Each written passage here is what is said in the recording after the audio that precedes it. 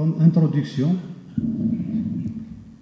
le béton qui résulte du mélange de différents constituants permet la réalisation des ouvrages en bâtiment ou en travaux publics lorsqu'il est associé à des armatures, mais à la condition formelle de respecter les règles de composition, de mise en œuvre et de construction, sans oublier celles concernant ces constituants.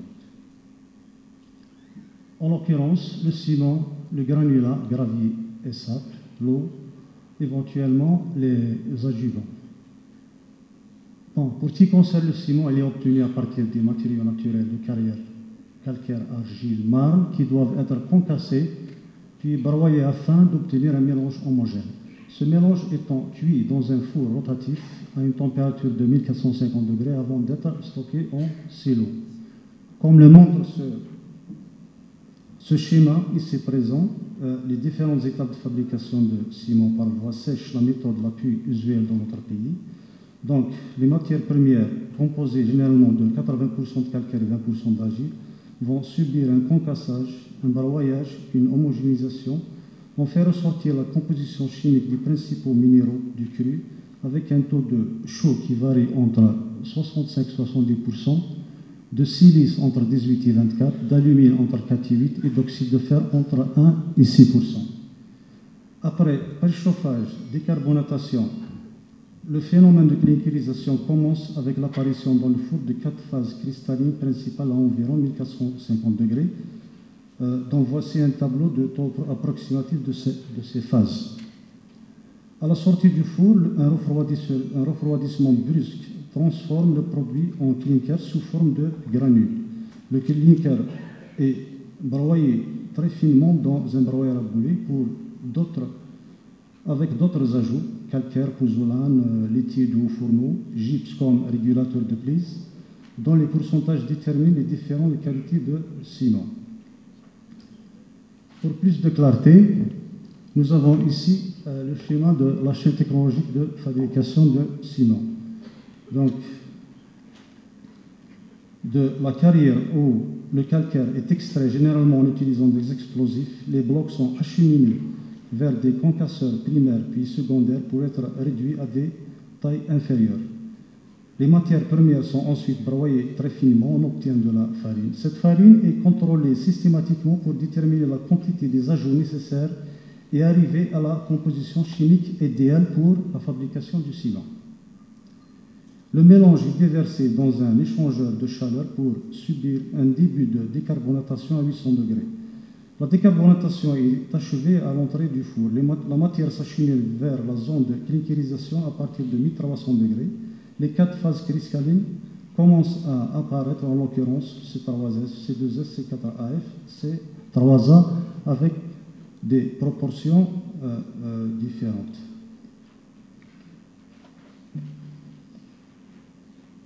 À la sortie du four, la matière est brusquement refroidie et se présente sous forme de granules. Il s'agit de clinker dont la composition des principales phases cristallines apparaissent dans la précédente page. Donc, pour des raisons économiques et de qualité, des ajouts comme cendre volante, laitier au fourneau calcaire, la pouzzolane sont broyés finement pour en faire ressortir une large gamme de produits de ciment, CM1, CM2, CM3, etc., avant d'être expédiés en vrac, soit dans les sacs. Pour les principales caractéristiques, le ciment se caractérise par un certain nombre de critères mesurés de façon conventionnelle, soit sur la poudre, soit sur la pâte, soit sur le mortier normal. Mélange normalisé de ciment de sable normalisé et d'eau défilée par la norme algérienne 234, équivalence à la norme européenne 196.1. Donc on a les caractéristiques de la poudre qui sont la surface spécifique et la masse volumique absolue qui sont régies par la norme algérienne 231, équivalent à la norme européenne 196.6. Pour les caractéristiques mesurées sur pâte ou sur mortier normal, on a le début et fin de prise, l'expansion à chaud et à froid qui sont régis par la norme algérienne 230, équivalent à la norme européenne 196.3. On a les résistances mécaniques comme facteur très important de la caractérisation des mortiers, qui s'exprime en newton par millimètre carré ou en mégapascal, qui est régi par la norme 234 algérienne, équivalent à 196.1, la norme européenne. La norme de référence des ciments courants est la norme algérienne NA 442, équivalent à 197.1, ciment, partie 1, composition, spécification et critères de conformité des ciments courants. Les ciments sont subdivisés en 5 types selon la nature et la proportion des constituants. Donc on a le ciment Portland, c'est un ciment qui est sans ajout, le CEM1.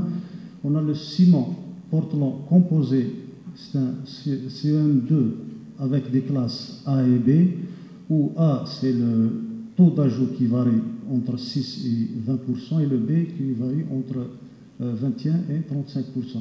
Pour le ciment du haut fourneau, donc c'est le CM3A et B et C. Dans le A, c'est le taux d'ajout qui varie entre 36 et 65%. Le B, c'est entre 66 et 80%.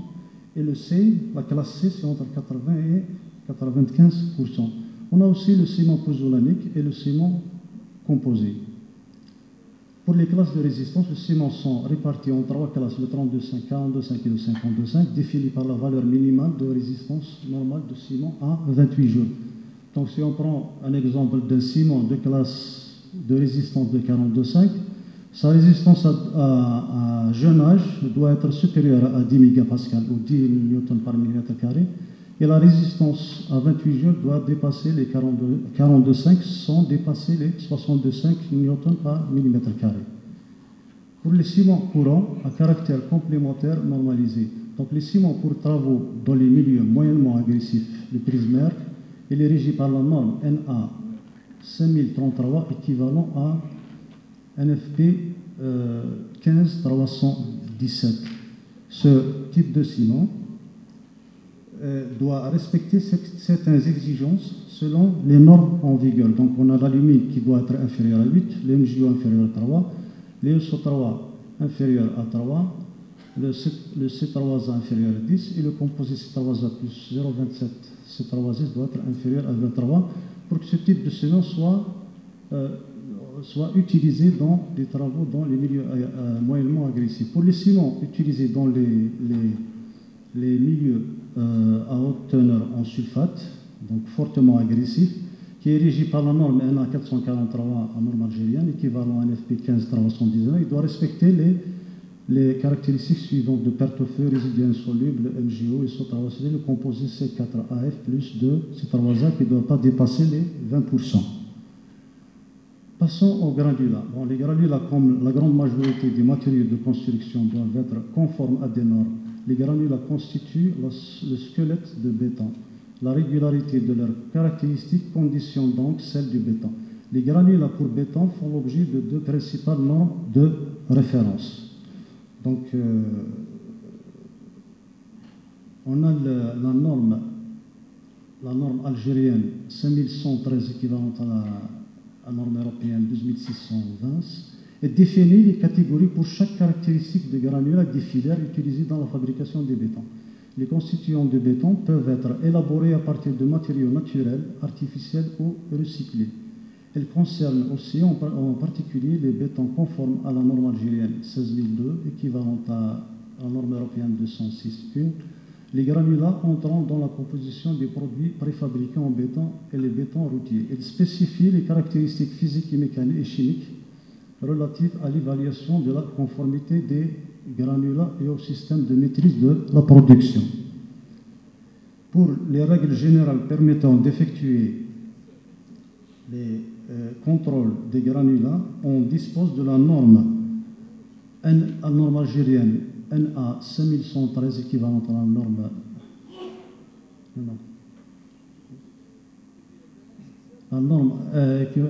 algérienne 5043 équivalente à la norme NFP 545. Elle définit les règles générales permettant d'effectuer les contrôles de granulats et les regroupe en code les catégories définies dans la norme algérienne 5113 pour les divers usages possibles. Granulat pour chaussée, couche de fondation, de base de liaison, couche de roulement utilisant les liants hydrocarbonés et béton de ciment. Granulat pour béton hydraulique et mortier. Granulat pour voie ferrée, assise et ballast. Il précise les critères de régularité et de conformité et fournit les fiches techniques produits. Pour les spécifications sur les granulats de la norme algérienne 5043, donc on a des caractéristiques applicables au gravillon. Donc cette norme, la norme société précise dans son article 10 que les caractéristiques applicables au gravillon, on a l'essai de Los Angeles, la résistance, c'est une résistance au choc d'un gravillon, la résistance au gel dégel d'un gravillon, la sensibilité au gel dégel, la granularité, c'est-à-dire et la teneur en fine des gravillons, l'aplatissement qui a un rapport avec la forme du granulat. Donc pour l'aplatissement, on doit choisir un granulat qui a une forme assez ramassée pour assurer une bonne résistance de notre béton. Éléments coquilles des gravillons d'origine marine et les boulettes d'argile. Donc ces deux éléments, coquilles de boulettes et d'argile, influent considérablement sur la qualité de béton de point de vue résistance et évidemment durabilité. Pour les caractéristiques applicables au sable et grave, on a la granularité, de la distribution dimensionnelle des grains d'un échantillon de sable avec la teneur en fine, le module de finesse, la propreté, le polluant organique. Les caractéristiques applicables au sable grave et gravillon, donc on a l'absorption, l'impureté prohibée et les caractéristiques chimiques, l'alcali réaction, soufre total, sulfate soluble dans l'acide et les chlorures. Pour ce qui concerne la norme algérienne 5113, équivalente à 12620, pour les spécifications des granulats, on a les caractéristiques géométriques, la granularité, la forme des gravillons et le module de finesse.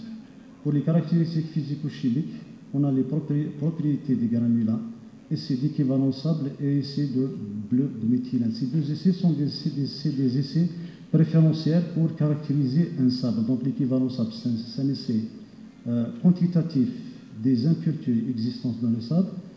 Et l'essai au bleu de méthylène, c'est un essai complémentaire de l'équivalence sable, qui est un essai qui qualifie les impuretés argileuses dans le sable. Donc, comme vous le savez, l'argile est l'ennemi numéro 1 du béton, donc on doit au maximum l'éviter. Les caractéristiques physiques et mécaniques, la résistance à l'usure des gravillons micro-deval, la porosité, résistance à la fragmentation, coefficient d'absorption et la résistance des gravillons au gel dégel. Les caractéristiques chimiques, teneur en ion chlorure, la réactivité aux alcalis, donc dans des conditions défavorables, granulat contenant une fraction significative de silice soluble réactive dans un environnement riche en alcalin, et en présence d'humidité, les phénomènes d'alcali-réaction peuvent provoquer un gonflement du béton, ce qui est néfaste pour ce dernier. Les granulats sont d'origine désignés comme étant non réactifs NR, potentiellement réactifs PR, ou potentiellement réactifs à effet de simum, PRP.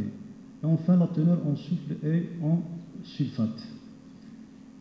Pour ce qui concerne les adjuvants qui sont régis par la norme algérienne NA 774 équivalent à la norme européenne 934-2, classe les adjuvants pour béton, mortier et poulie suivant leur fonction principale. On peut distinguer trois grandes catégories. Ce qui modifie l'ouvrabilité de béton, donc plastifiant, réducteur d'eau ou superplastifiant. Ce qui modifie la prise et le durcissement. Accélérateur et retardateur de prise et accélérateur de durcissement. Ce qui modifie certaines propriétés particulières, par exemple un entraîneur d'air.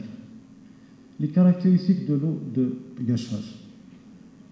Donc chaque composante de béton influe sur ses qualités finales. L'eau doit être soigneusement choisie. Donc les caractéristiques de l'eau de gâchage sont régies par la norme NA 1966 équivalente à la norme européenne 1008. L'eau doit être propre. Donc on a ici plusieurs éléments qu'il faut déterminer. Par exemple, il faut déterminer les chlorures qui ne doivent pas dépasser certaines valeurs, 500, 1000 ou 4500 mg par litre pour chaque type de béton. Donc on doit déterminer le zinc, le plomb et le pH doit être supérieur à 4 pour une eau qui doit être utilisée pour l'eau de gâchage dans les bétons. Enfin, les chlorures ne doivent pas dépasser les 500 mg par litre. Pour la mise en œuvre, parmi beaucoup d'autres qualités non négligeables, nous retiendrons l'ouvrabilité et la résistance. Donc, pour la première, c'est la qualité d'un béton qui améliore sa maniabilité en conservant son homogénéité. Sur le plan pratique, cela traduit par la facilité de mise en œuvre dans les coffrages, d'enrobage des aciers. L'ouvrabilité est mesurée fréquemment sur chantier au moyen du cône d'Abraham. Donc, pour chaque type de béton, on doit respecter l'affaissement de béton. Donc, pour un béton plastique, on doit respecter un affaissement qui varie entre 6 et 9 cm avec le cône d'Abraham pour une mise en œuvre avec des vibrations courantes. La résistance. La résistance a été longtemps considérée comme la qualité essentielle, pour ne pas dire la seule à rechercher pour un béton. Les différents facteurs ayant une influence sur la résistance sont la qualité du ciment. La résistance à la compression varie proportionnellement avec la classe réelle de ciment, comme le montre le tableau suivant. Donc, si la résistance à la compression augmente, donc si la plasticité augmente, donc il y a un apport d'eau, donc la résistance mécanique chute. La résistance croît en même temps que le dosage en ciment est décroît avec le dosage en eau. Pour le rapport gravier sur sable, donc les principales qualités de béton en fonction de gravier, le rapport gravier sur sable doivent être inférieurs à 2, sont peu influencés. Donc dans le cas où le rapport gravier sur sable est supérieur à 2, donc on a une ouvrabilité un peu moins bonne, on a une meilleure résistance, on a une compacité légèrement plus élevée. L'influence de la température. La chaleur accélère la prise et le durcissement du béton, car le béton est tuvé en préfabrication. Donc, en conclusion et recommandation, après une multitude de constats, des expertises et les conclusions tirées après les différents séismes, il a été constaté que le non-respect des normes et des règlements est parfois l'origine principale de la catastrophe. Il est recommandé de mettre en place une institution indépendante, j'insiste sur le terme indépendante, dans le but de régulariser et de contrôler les opérations de certification des carrières, des granulats, des centrales à béton, certification de ciment importé, les autres matériaux et les fabricants de matériaux de construction, fabricants par pain, briques, tuiles, etc. Merci pour votre attention.